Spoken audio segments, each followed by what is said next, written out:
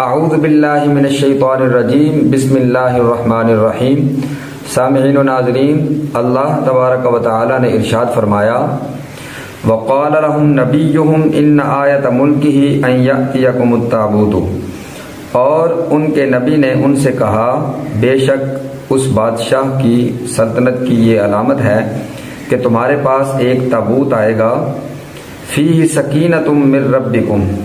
اس میں تمہارے رب کی طرف سے سکینہ یعنی دلوں کا چین ہوگا، وبقیۃ مما ترک آل موسیٰ وآل ہارون تحملہ الملائکہ، اور معزز موسیٰ اور معزز ہارون کی چھوڑی ہوئی باقی ماندہ کچھ چیزیں اس میں ہوں گی، اور تابوت کو فرشتے اٹھائے ہوئے ہوں گے۔ ان فی ذلک لآیۃ لکم ان کنتم مؤمنین، اگر تم مومن ہو تو بے شک اس میں ضرور تمہارے لیے ایک عظیم نشانی ہے۔ سامعین و ناظرین، اس آیہ مبارکہ سے پہلے اللہ تبارک و تعالیٰ نے یہ بیان کیا تھا کہ جب حضرت شموئیل علیہ السلام نے اللہ کے حکم پر طالوت کو بادشاہ مقرر کیا تو انہوں نے دو نشانیاں بھی حضرت شموئیل علیہ السلام نے یہ بتائی تھی بنو اسرائیل کو، اس کے باوجود انہوں نے انکار کر دیا۔ حضرت شموئیل علیہ السلام نے دلائل بھی دیے کہ یہ اللہ ہی کی طرف سے ہے، اس کے باوجود وہ نہ مانے۔ انہوں نے کہا کہ آپ ہمیں کوئی واضح دلیل روز روشن کی طرح جو عیاں ہو وہ ہمیں بتائیں، ہم میں سے ہر شخص یہ یقین کر لے۔ تو اللہ تبارک و تعالیٰ نے اس آیہ مبارکہ کو نازل فرمایا،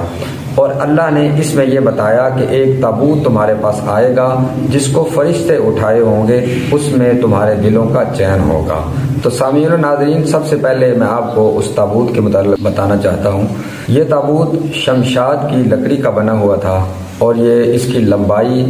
3 ہاتھ تھی یعنی تقریباً 4.5 فٹ، اور اس کی چوڑائی 2 ہاتھ تھی یعنی تقریباً 3 فٹ، اور یہ حضرت آدم علیہ السلام پر اتارا گیا۔ اس کے اندر تمام انبیاء کرام کی تصاویر اور ان کے مکانوں کی تصاویر تھی، اور آخر میں حضرت محمد مصطفیٰ صلی اللہ علیہ وآلہ وسلم کا مقدس پاک گھر تھا، اور وہ سرخ یاقوت میں تھا، اور ان کے ارد گرد صحابہ کرام بھی تشریف فرما تھے۔ یہ تابوت حضرت آدم علیہ السلام سے حضرت شیش علیہ السلام جو حضرت آدم علیہ السلام کے بیٹے تھے ان تک پہنچا، پھر حضرت شیش علیہ السلام سے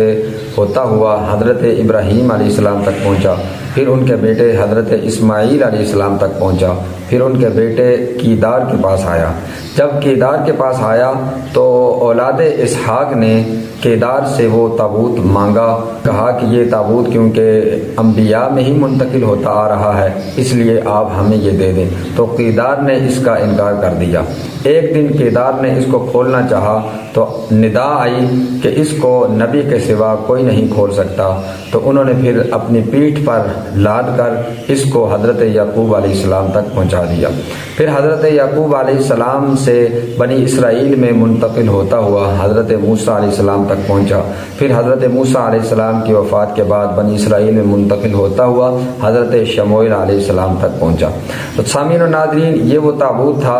کہ بنی اسرائیل جب بھی انہوں نے دشمنوں کے خلاف کوئی جنگ کرنی ہوتی تو اس تابوت کو وہ آگے کر دیتے اور اس کا وسیلہ بناتے اور اللہ تبارک و تعالیٰ سے دعا کرتے، تو اللہ اس تابوت کی برکت اور وسیلے سے ان کو دشمنوں کے خلاف فتح عطا فرماتا۔ جب ان کا آپس میں کسی چیز کا اختلاف ہو جاتا تو اس تابوت کو ہی حکم بناتے تھے، اور جب بنی اسرائیل دشمنوں کے خلاف جنگ کر رہے ہوتے تو اس وقت وہ لشکر کے سامنے مقابلہ کر رہے ہوتے، تابوت کو فرشتے ان کے سروں پہ اٹھا لیا کرتے تھے، اور جب وہ تابوت کے اندر سے ایک چیخ کی آواز آتی تو اس وقت بنو اسرائیل کو اپنی فتح اور نصرت کا یقین ہو جایا کرتا۔ اور پھر یہ جب بنی اسرائیل میں منتقل ہوتا ہوا حضرت موسیٰ علیہ السلام کے بعد بنی اسرائیل کی قوم آئی، ان تک یہ جب پہنچا تو اس وقت کیونکہ ان کی اعتقادی اور عملی حالت خراب ہو چکی تھی اور وہ سرکشی میں اور بت پرستی میں مبتلا ہو چکے تھے، اللہ تبارک و تعالیٰ نے قوم عمالقہ کو ان پر مسلط کیا،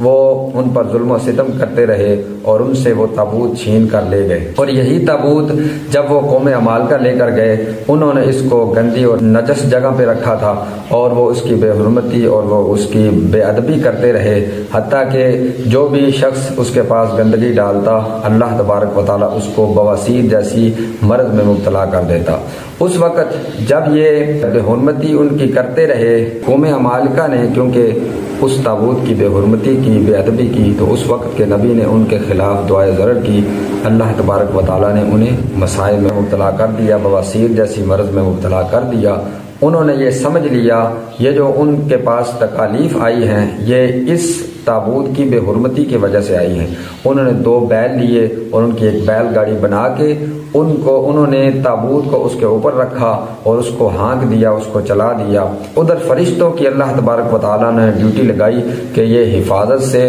طالوت بادشاہ کے گھر کے پاس لے جاؤ۔ ادھر حضرت شموئیل علیہ السلام کو بھی اللہ تبارک و تعالیٰ نے آگاہ فرما دیا تھا، اور حضرت شموئیل علیہ السلام نے اپنی قوم کو یہ کہا تھا کہ وہ تابوت آ رہا ہے۔ تو سامعین و ناظرین، جب وہ تابوت آیا، حضرت شموئیل علیہ السلام کی خوشخبری دینے کے بعد طالوت کے گھر کے سامنے فرشتوں نے رکھ دیا، اور اس وقت بنی اسرائیل کو اس بات کا یقین ہو گیا یہ جو بادشاہ مقرر کیا ہے یہ اللہ تبارک و تعالیٰ ہی کی طرف سے ہے، کیونکہ وہ تابوت کی عظمت تو پہلے ہی جانتے تھے، پہلے ہی اس کو وسیلہ بنا کے دعائیں مانگا کرتے تھے۔ اب ان کو یقین ہو گیا کہ یہ تابوت طالوت کے پاس جو آیا ہے یہ واقعی حق بادشاہ ہے اور اللہ کی طرف سے ہی ہے۔ اب حضرت شموئیل علیہ السلام کے حکم پر جو بادشاہ مقرر کیا گیا تھا، طالوت نے بنی اسرائیل میں سے 70,000 جوان کو منتخب کیا، اور ان میں سے حضرت داؤد علیہ السلام بھی تھے، اور وہ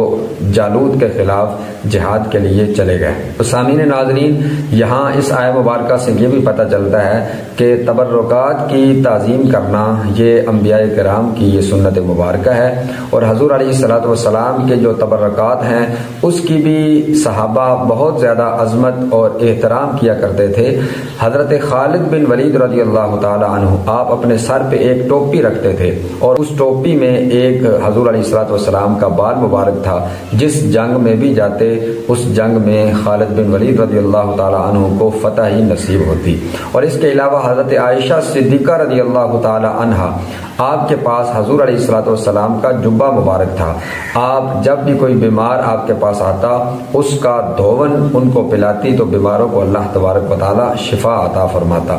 حضرت عمر فاروق رضی اللہ تعالی عنہ کے پاس ایک روم کا قاصد آیا، روم کے بادشاہ نے بھیجا تھا، اس نے کہا کہ میرے سر میں درد نہیں جاتا، سر درد کی شکایت کی، تو حضرت عمر فاروق رضی اللہ تعالی عنہ کے پاس حضور کا ایک بال مبارک تھا، تو آپ نے ایک ٹوپی میں وہ بال مبارک سی کر قاصد کے ہاتھ بھیج دیا۔ جب اس بادشاہ نے وہ ٹوپی پہنی، پہنتے ساتھ ہی اس کا سر درد چلا گیا۔ اس نے جب اس میں دیکھا تو اس میں ایک بال تھا، پتہ کروایا تو پتہ چلا کہ یہ بال حضرت محمد مصطفیٰ صلی اللہ علیہ وآلہ وسلم کا ہے۔